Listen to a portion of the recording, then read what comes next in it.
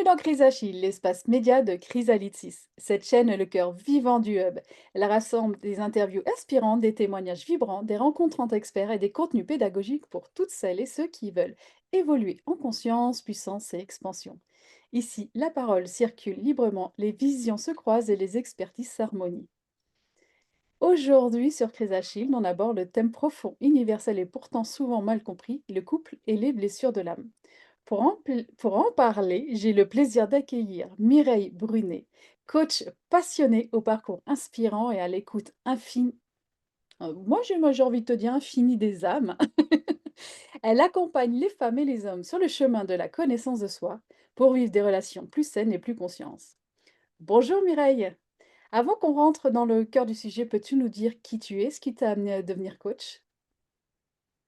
Alors, bonjour Karine. Alors, je suis Mireille Brunet, coach en neurosciences motivationnelles et j'ai à cœur d'accompagner les personnes qui ont envie d'être en équilibre avec soi. Pourquoi? Parce que tout commence par soi avant. Et l'équilibre dans tous ces domaines de vie, pour moi, c'est quelque chose de spécial, d'important.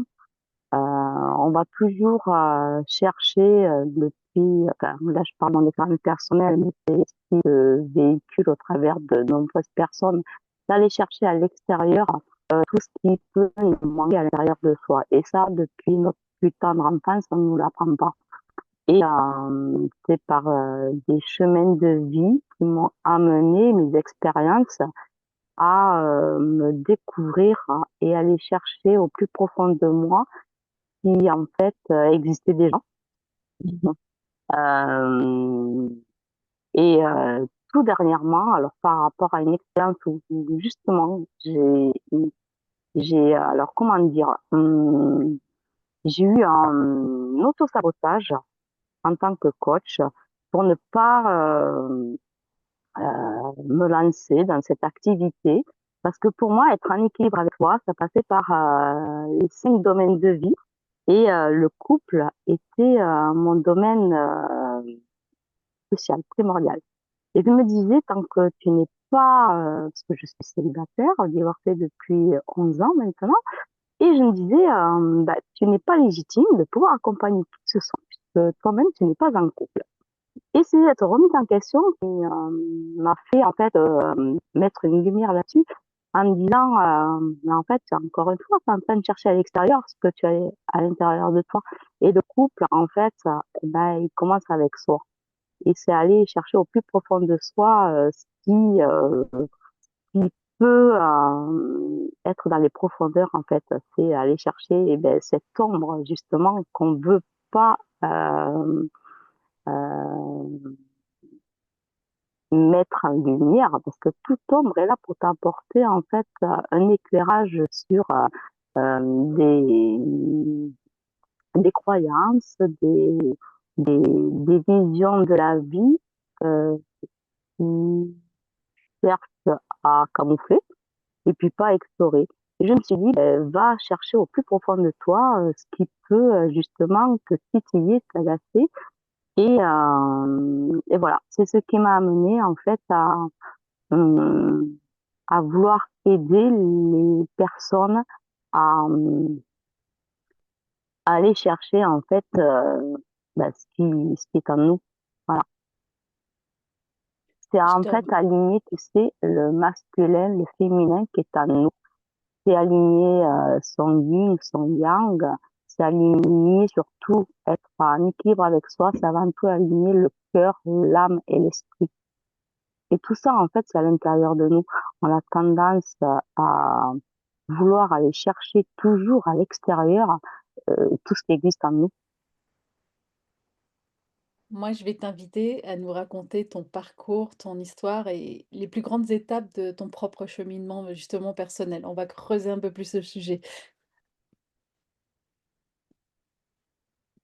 Alors, qu'est-ce que tu veux que je te raconte? Eh ben, ton parcours, d'où tu viens? Avant d'être coach, t'étais quoi? D'être coach, qu'est-ce que j'étais? En fait, je suis multicasquette. Je suis à la base un parcours de gestionnaire comptable. travaillé pendant de nombreuses années en tant que directrice d'hôtel. J'ai été mariée pendant plus de 24 ans, j'ai 3 filles. Et pendant toutes ces années, en fait, j'ai toujours cherché à être, avant d'avoir fait le développement personnel, plongé, voilà, le développement personnel en tant que coach, en hypnothérapie aussi, j'ai fait des formations dans les énergies aussi, parce que pour moi, j'avais besoin, en fait, d'avoir tout appris, de tout connaître, de tout mieux comprendre de soi avant de pouvoir être à même d'aider les autres. Et pendant toutes ces années, en fait, pour moi, c'était l'équilibre dont j'avais besoin, voilà, de par mon parcours. Et c'était d'avoir un couple solide, d'avoir un travail qui plaît, d'avoir une vie familiale structurée, d'avoir aussi une bonne hygiène de vie, parce que ça passe aussi par la santé, la nutrition, le sport, qui pour moi était super important. Et puis après, ben, ses relations sociales avec les amis, la famille, tout ça. Et cet équilibre-là, pour moi, c'était ben, ce qui me tenait vraiment à cœur. Et puis un jour, eh ben, tout ben, cet arbre, en fait, ben, s'est écroulé. Tout ce monde-là s'est écroulé. Et là, ça a été une énorme remise en question. Et c'est là où tu fais tout un chemin où ben, tu vas chercher les réponses en toi et c'est en fait je me suis rendu compte que ben, mon arbre il n'avait pas des racines suffisamment profondes. Et là tu vas faire un chemin où tu vas chercher ben, justement à repositionner voilà ce qui est important pour toi, aller chercher tes valeurs les plus profondes et les ancrer surtout parce que même si elles étaient là, elles n'étaient pas suffisamment ancrées pour que ben, euh, quelles que soient les tempêtes que tu traverses, ben, il faut que le roseau il puisse plier, le pied, il tienne toujours debout. Et alors si on en revient pour l'histoire du couple, c'est au moment où justement mon couple ben, s'est effondré, que je me suis rendu compte que finalement, je n'étais pas alignée avec moi-même, en fait. J'étais toujours là à aider les autres au détriment de moi, de ce qui était important pour moi, de mes valeurs. Et à ce moment-là, ben, je me suis effondrée. Et là, je me suis dit, il y a quelque chose qui va pas, c'est pas normal. Donc, j'ai passé une dizaine d'années alors, j'ai pas mis 10 ans pour me reconstruire, mais à comprendre tout ce cheminement et tout. Donc, ça fait 5 ans que j'ai fait du bilan et je me sentais, comme je t'ai dit tout à l'heure, pas légitime de pouvoir accompagner qui que ce soit parce que ben, j'avais pas recréé mon couple. Alors que pour moi, c'était une valeur hyper importante jusqu'à ce que j'ai cette prise de conscience avec Fabienne quand on a discuté. Et puis, j'ai dit, mais, ouais, t'es encore une fois en train de chercher à l'extérieur ce que tu as à l'intérieur de toi. Et c'est là où j'ai eu ben, l'envie, le challenge, de relever et d'aller creuser, et de faire comprendre aussi aux gens que finalement, il y a beaucoup de personnes qui se sentent seules et qui ne savent pas apprécier cette solitude et vivre en accord avec soi-même. Moi, en ce moment, je passe, ça fait 3 mois, un moment où je suis dans la nature et il faut apprendre avant tout à s'aimer soi. Tout ça, on a beau le savoir, en fait, c'est des prises de conscience et se dire, mais finalement, tu as tout en toi, quoi. Et ça, c'est le plus beau des trésors, quoi. Et s'aimer soi, savoir accepter tel que l'on est et accepter ce qui est avant tout. Voilà.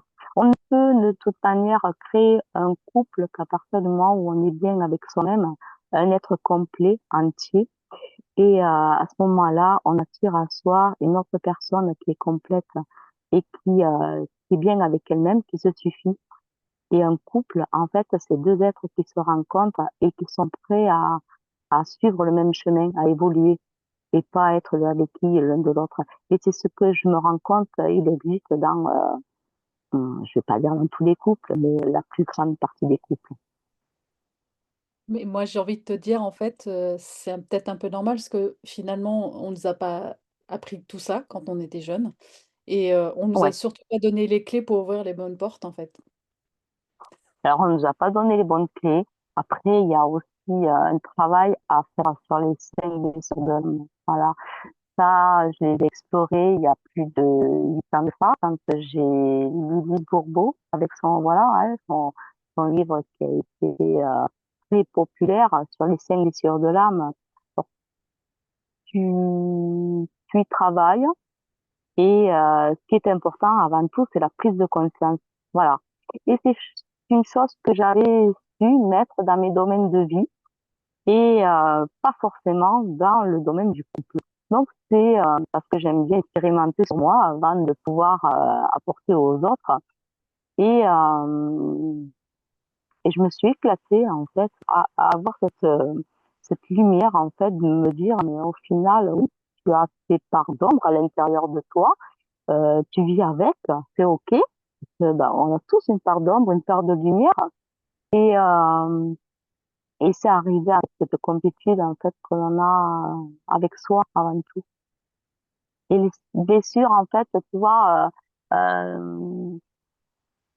c'est savoir accepter aussi la blessure du rejet, de l'abandon. En fait, quand on va chercher dans l'autre, l'autre personne qui est en face de soi, que ce soit dans les relations au niveau du travail, hein, au niveau des amis, il n'y a pas simplement que le couple, le partenaire, hein, parce que beaucoup vont chercher le partenaire idéal, mais le partenaire, souvent, il est là aussi pour te refléter, en fait, ce que tu n'as pas su guérir plus profond de toi. Donc, c'est des fois mettre des masques. Ce qui est important, c'est avant tout d'être authentique et vrai et de savoir eh bien, accepter l'autre dans sa part de vulnérabilité, qui vaut aussi dans le travail, avec les amis, hein, c'est les relations en fait que l'on a au quotidien avec ses enfants aussi. Hein. C'est avec toute personne finalement. Et en ça, alors je dirais pas que je suis aujourd'hui un être entièrement complexe, mais je suis dans ma complétude en fait. Et c'est ce que j'ai envie maintenant d'apporter au plus grand nombre de personnes qui se reconnaissent là-dedans. En fait, ils ont envie en fait d'avancer sur leur surtout. Et est-ce que c'est pour ça que tu as voulu te spécialiser dans la thématique du couple, des blessures de l'âme? Et à quel moment, en fait, c'est justement parler de clés tout à l'heure. C'est à quel moment clé, finalement, t'as voulu vraiment accompagner les autres? Alors, ça fait énormément de temps que j'ai envie d'accompagner les autres. Je le faisais déjà dans mon travail en tant que manager, puisque j'accompagnais déjà mes équipes.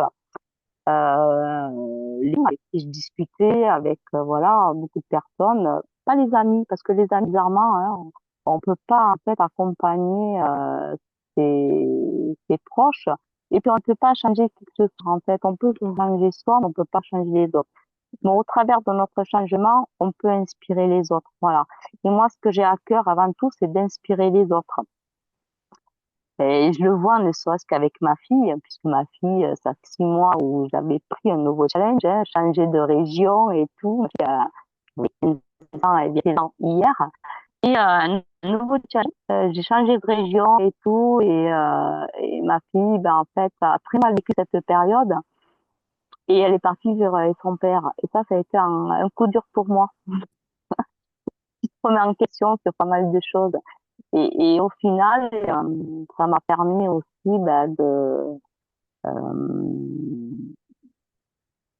d'accepter mes erreurs, parce que bon, on fait des erreurs sur son parcours, mais tu retombes jamais en fait au plus bas, puisque à partir du moment où tu as fait ton chemin, bah, tu tombes et tu te relèves. Et c'est ça que je trouve de fascinant euh, dans l'approche quand tu fais du travail sur toi. C'est que beaucoup de personnes autour de toi peuvent se dire, ah là là, et je l'ai vécu avec les amis qui étaient autour de moi. Ils se sont dit, waouh, qu'est-ce qui lui arrive encore dans sa vie? Elle a perdu son travail, sa fille s'en va et tout, la pauvre et tout. Moi, je le vivais absolument pas comme ça, quoi. Tu sais, quand tu as fait du développement personnel, que tu as appris à te connaître finalement, tu apprends que ben, ça fait partie de la vie et c'est des challenges. Ma fille aujourd'hui est épanouie. On a de super relations, même si elle n'est pas proche de moi, mais ça fait partie des chemins de vie, ça, où il faut savoir accepter. Et puis après, ben, se pardonner de ses erreurs parce que si j'étais restée dans la région où elle avait tous ses amis, peut-être qu'encore aujourd'hui, elle serait avec moi. Mais je pense qu'à aujourd'hui, je ne serais pas la personne que je suis devenue. Et en ça, l'accepter, ça faisait partie d'un couple, là, finalement, parce que ma fille et moi, on était un couple mère-fille, voilà. C'est pas le cas avec le partenaire, mais c'est une forme de couple aussi, un miroir. Et ça permet aussi d'évoluer, de grandir, qui a fait grandir ma fille énormément. Et moi, ça m'a fait une remise en question qui m'a donné des nouveaux challenges pour avancer dans la vie. Et c'est ce challenge justement que je suis en train de relever avec vous tous, donc Chrysalide, parce que ça m'a fait une prise de conscience sur justement du couple. Voilà. En tout cas, les prises de conscience, effectivement, c'est ce qui fait vraiment bouger les choses, changer les gens. Et moi, j'adore, en fait, Ouais. parce que et quand on te dit que tu changes, et effectivement, il y a quelques années, je me disais, ouais, les gens te disent que tu changes, mais je le prenais un peu mal. Et en fait, c'est parce que eux le prenaient mal que tu aies changé autant et qu'en fait, c'est que tu avais tellement changé qu'ils te reconnaissaient plus. Mais au contraire, comme tu dis, tu deviens inspirante. Et maintenant, je remercie, je fais, oh bah merci de l'avoir remarqué. Parce que ça veut dire qu'ils ont vu qu'il y avait du changement et donc de belles prises de conscience. Et donc, bah moi, c'est ce que je dis, bah, si changer pour vous, c'est mettre des limites et dire stop à ce qui ne me convient plus, je suis super OK avec ça.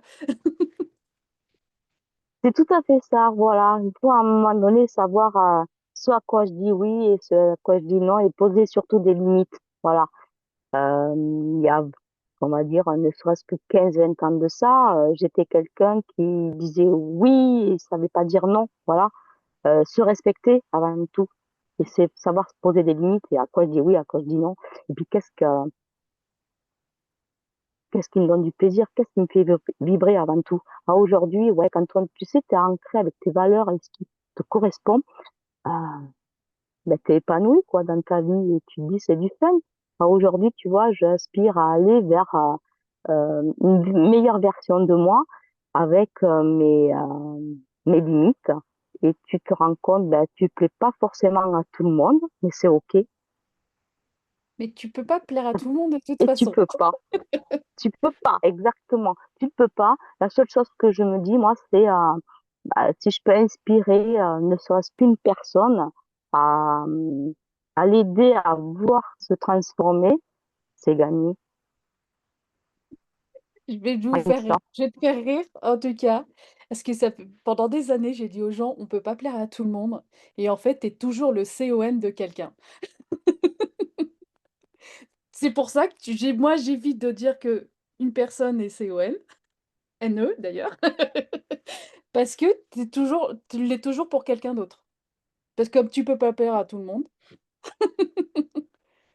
Et c'est OK parce que de toute façon, on est toujours le miroir de quelqu'un. Donc il n'y aura pas travaillé sur ses blessures, eh ben, oui, elle ne va pas forcément accepter le rien que toi, un exercice qui est tout bête, c'est se regarder dans le miroir Mm. et se dire, je m'aime. Voilà. Mais alors, beaucoup de personnes vont dire, oui, je me regarde tous les matins dans le miroir. Est-ce que tu as le temps de te regarder dans le miroir et de t'aimer avec, oui, c'est pas celle de toi que tu apprécies moins et celle que tu aimes, est-ce que tu apprécies pas, qui t'empêche après tout de les changer, de les modifier. Tout le monde peut se transformer, c'est OK. C'est clair. Tu parles de blessures, Alors, justement. Excuse-moi, tu ouais. parles de blessures de l'âme. Depuis tout à l'heure, est-ce que tu peux nous dire ce que c'est exactement, de quoi on parle? Alors, il y a les cinq blessures de l'âme, il y a le rejet. Ça fait partie de nombreuses années une de mes blessures principales. La blessure de l'abandon, il y a la blessure de la trahison, la blessure de l'humiliation et la blessure, non, De attends, j'ai oublié l'injustice. la cinquième, tu vois. L'injustice, exactement. Voilà. En fait, tu vois, elle me parle plus parce que c'est des blessures qui, pour moi, avant, je les ai toutes traversées. Et l'injustice, c'était une que j'ai peut-être solutionnée la première. L'humiliation, la trahison aussi, voilà. Je suis passée par ces cinq. On les traverse tous, plus ou moins, mais il y en a certaines qui sont plus marquantes que d'autres. Voilà. La blessure du rejet, je crois que ça a été la toute dernière qu'il a fallu que je traverse. Voilà.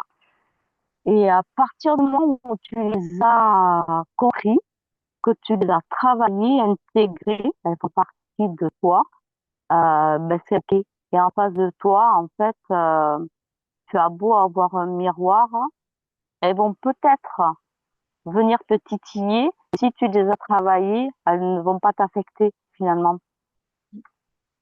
Et en ça, Et c'est fabuleux. C'est là où tu apprends à être bien avec toi-même. est-ce que tu pourrais nous dire comment justement ces blessures influencent nos comportements dans le couple? Ben, une personne qui n'a pas travaillé sur la blessure de l'abandon, par exemple, ben, elle va justement tout faire pour plaire et ne pas se laisser abandonner parce qu'elle n'est pas allée travailler à l'intérieur d'elle ben, ce qui justement lui fait mal. Mmh. Et souvent, c'est des blessures à l'enfance, c'est ben, des comportements que tu as eus en tant qu'enfant qui n'ont pas été solutionnés. Et quand tu as un âge adulte, en fait, la personne qui est en face de toi, en fait, elle va te projeter ce qui n'a pas travaillé sur toi.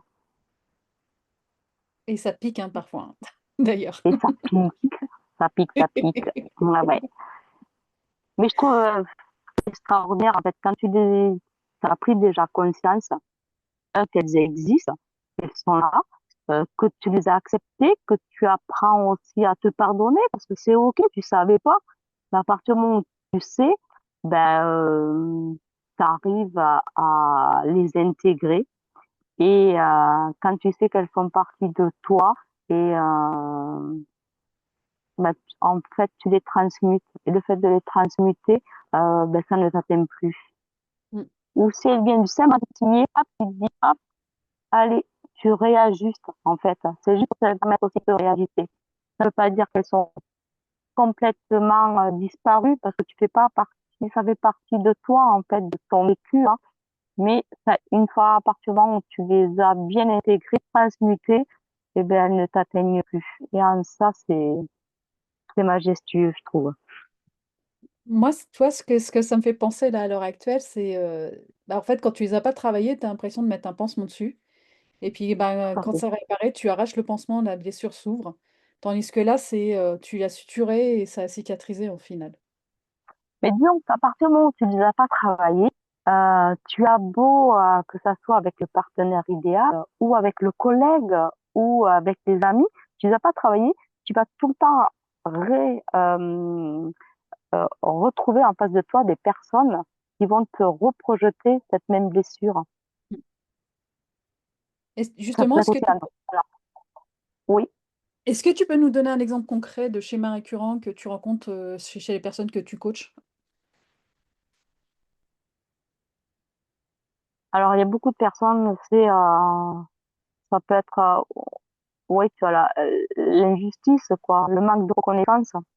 Mmh. Tu vois, au travail, bah, ça peut être, oui, le manque de reconnaissance de l'employeur, se trouver injuste, injuste pour une rémunération, parce que ça, je l'ai vécu aussi, hein, une rémunération qui n'est pas à la hauteur de tes compétences et tu vas le vivre comme une injustice. Alors que si tu l'as travaillé, tu es OK avec toi-même, ben, en fait, tu transcendes de tout ça. C'est la même chose avec l'humiliation. L'humiliation, je le vois, je l'ai vécu avec ma fille qui, justement, à chaque fois qu'elle changeait de classe, elle avait toujours une camarade qui lui représentait en fait le même schéma devant elle. Et mais tant que tu ne travailles pas, tu te sens en fait humilié mais par des propos. Et ça vient te piquer, que ça te pique. Alors que si tu l'as bien travaillé, que tu es sûr de toi, c'est en fait gagner en estime de toi, en amour de toi et en confiance de toi.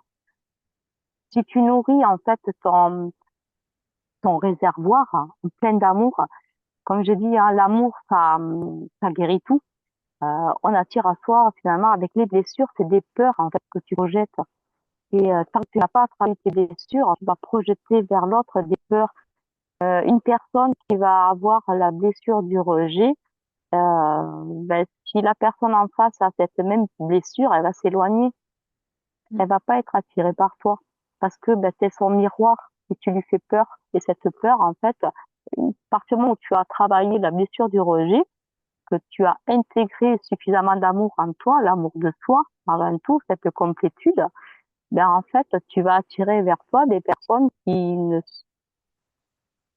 ben, qui auront travaillé ces blessures. Ou alors, si elles ont ces blessures, le sentiment de se sentir abandonné, si toi, tu n'as plus ben, cette blessure de l'abandon, tu seras plus à même de pouvoir l'aider.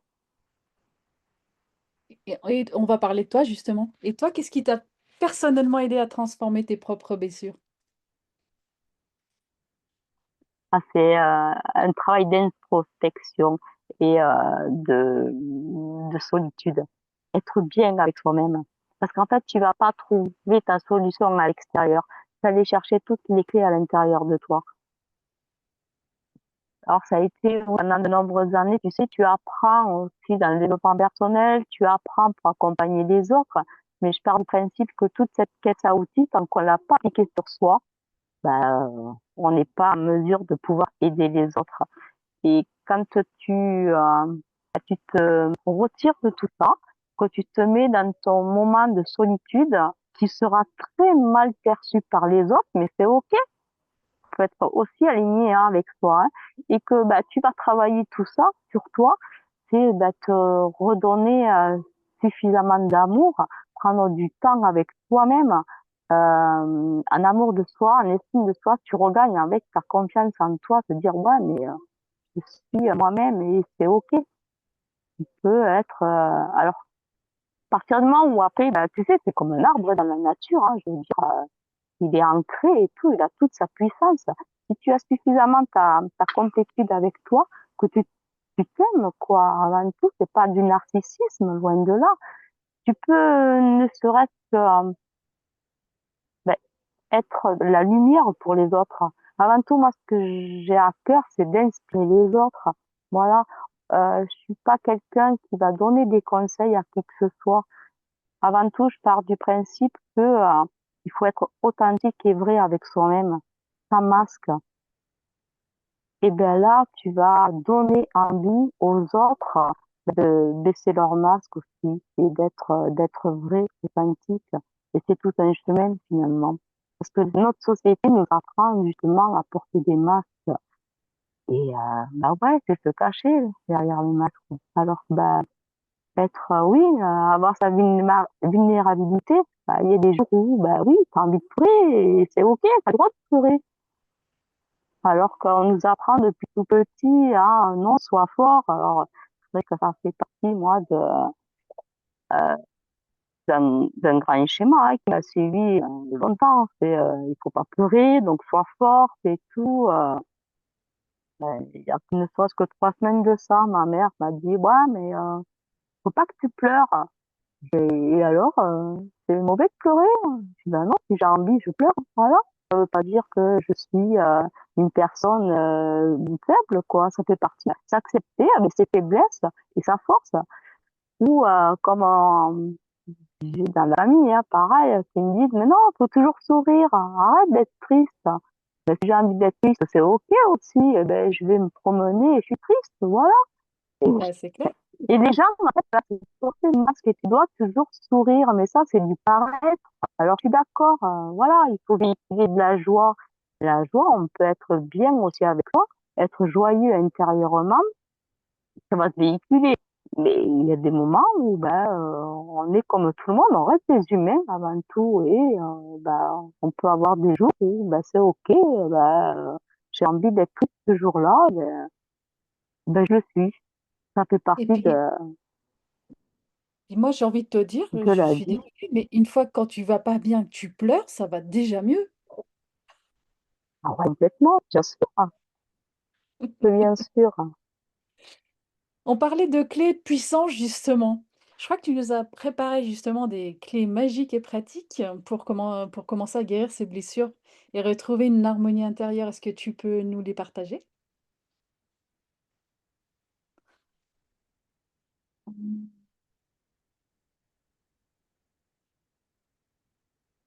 Les clés, c'est avant tout d'être aligné, d'être bien avec soi-même. C'est un amour de soi avant tout. Être authentique et vrai, parce qu'une personne qui s'aime et qui s'apprécie telle qu'elle est, ben, elle a déjà fait un grand chemin, quoi. Et puis, c'est être aligné avec son corps, son âme et son esprit. C'est vibrer la personne que l'on est avant tout. Et comment ces conseils peuvent, enfin, ça peut aider les couples à améliorer, enfin, à s'améliorer en fait hein, dans leur relation? À partir du moment où tu as deux êtres qui sont complets et qui se rencontrent, tu es une lumière pour l'autre. On construit en fait un troisième, ces deux cercles en fait qui se rencontrent et la réunion des deux, ces deux cercles qui vont faire la création d'un couple, une relation. Et cette relation-là, elle se nourrit avec deux êtres qui se rencontrent et qui sont complètes. Voilà. Et c'est cette rencontre qui va faire que euh, ben, l'amour sera puissant, il sera vrai, il sera authentique. C'est pas apporter en fait un pansement ou aller chercher un manque que l'on a en soi. C'est deux êtres qui finalement vont se rencontrer et qui vont se permettre de grandir ensemble. Mais en ça, c'est un beau chemin. C'est clair. Depuis tout à l'heure, tu nous avais parlé du miroir enfin, de la relation que tu as à toi. C'est le miroir de la relation à l'autre. Est-ce que s'ouvrir vraiment à soi, ça permet de mieux vraiment, parce que là, j'y retourne encore sur le sujet, d'aimer plus l'autre plus justement? Est-ce que tu dirais aussi qu'une personne qui se sent bloquée dans une relation où les blessures s'activent sans cesse, qu'est-ce que tu pourrais lui dire aussi? Mais c'est avant tout accepter l'autre tel qu'il est. Aimer l'autre, c'est l'aimer pas forcément avec sa force, c'est l'aimer aussi avec sa part de vulnérabilité, ses faiblesses. C'est OK. Dans une relation, en fait, ce qui est important, c'est la communication et communiquer et dire c'est OK. Aujourd'hui, bah oui, je suis triste, mais je suis triste parce que bah, ce que tu m'as dit, ça m'a blessée. Et si on le Mm. dit pas, en fait, c'est exprimer en fait aussi ses besoins. On est tous différents, on a tous des comportements différents. Et si on n'exprime pas son besoin, on ne peut pas savoir ce que l'autre attend de nous. C'est ce que je dis tout le temps à mon mari. Je lui fais, mais tu peux pas être dans ma tête. Tu ne te fais pas à ma place, tu n'es pas dans ma tête. Et je peux pas me mettre à ta place, je suis pas dans ta tête. Et c'est souvent ce qui se passe, en fait. C'est toujours des projections. On va penser que, bah non, mais t'es pas dans la tête de l'autre, tu sais pas ce qu'il pense. C'est oser être soi, c'est aussi aller vers l'autre et lui demander, ben oui, qu'est-ce qui ne va pas et de ce dont il a besoin. Si en fait on ne communique pas, mais ça vaut aussi dans la relation de couple, mais dans la relation avec ses collègues au travail. Et c'est souvent en fait une projection que l'on va faire et qui va mettre ben, la relation en mode off, on va dire, parce que on va projeter et puis au final, euh, on va penser à la place de l'autre alors qu'en fait, il pense complètement différemment. C'est souvent ce qui se passe quand on envoie, tu vois, maintenant beaucoup avec des SMS. Ben, tu Mm. envoies un SMS, tu sais pas comment l'autre va le percevoir. Le fait de discuter, bah oui, tu parles, dans ta voix, ton intonation, le fait de se voir, c'est les relations humaines, voilà, dialoguer, communiquer. Et dans un SMS, en fait, ben, l'autre personne elle peut l'interpréter, mais complètement différemment. Alors que toi, tu as mis une bonne intention, ben, l'autre, en fonction de son humeur, de son état d'être du moment, ben, elle peut mal réagir aussi. Non, ça me fait penser au dernier SMS que j'avais envoyé à ma fille où j'ai répondu OK comme ils le font eux aussi. Elle m'a dit franchement, c'était pas cool, hein. Je suis bah, pas cool de quoi? Je t'ai juste dit OK. Ben ouais, tu vois? C'est pour ça. Et souvent, c'est ça en fait ce qui se passe. Et c'est aussi des non-dits, voilà. Ce qui est important, c'est avant tout d'exprimer.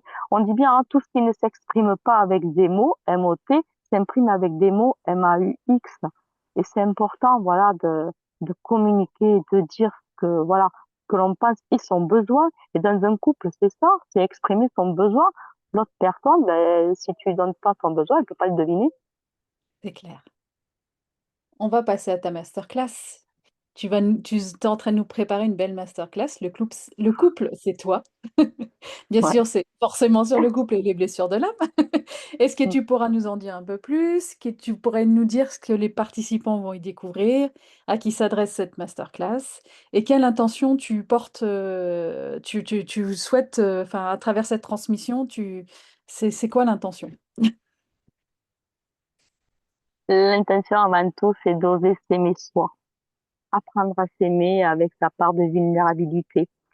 C'est avant tout pas rechercher à tout prix à créer un couple tant qu'on n'a pas appris à s'aimer avant tout et être bien avec soi-même. Et tout au long de cette masterclass, c'est ce que je vais essayer de véhiculer. Voilà, c'est s'apporter de la douceur, du bien-être pour soi. Voilà. Merci beaucoup. Je vais te demander si tu devais laisser une seule phrase par rapport à tout ce que nous avons dit depuis tout à l'heure, un message du cœur à toutes celles et ceux qui nous regardent, qu'est-ce que ce serait?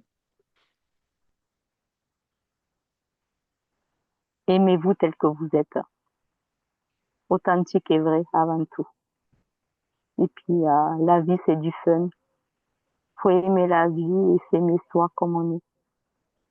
Et ce qui nous dérange, ben, on est en capacité de le transformer, de le transmuter à la meilleure version de soi-même. Ce qu'il faut avant tout, c'est se plaire à soi, et pas chercher à plaire à l'autre. Si on s'aime soi et qu'on est suffisamment épanoui, on va rayonner. Le fait de rayonner, on attire à soi les personnes qui nous correspondent. J'en suis Ex- entièrement convaincue. Et Je, l'amour, voilà, l'amour, c'est quelque chose de tellement beau, voilà, puissant que c'est véhiculer avant tout ben, l'amour de soi qui fera qu'on attirera à soi une personne authentique et vraie et qui fera un véritable amour, épanoui surtout. et qu'est-ce que tu aimerais que le public retienne de toi par rapport à cette rencontre?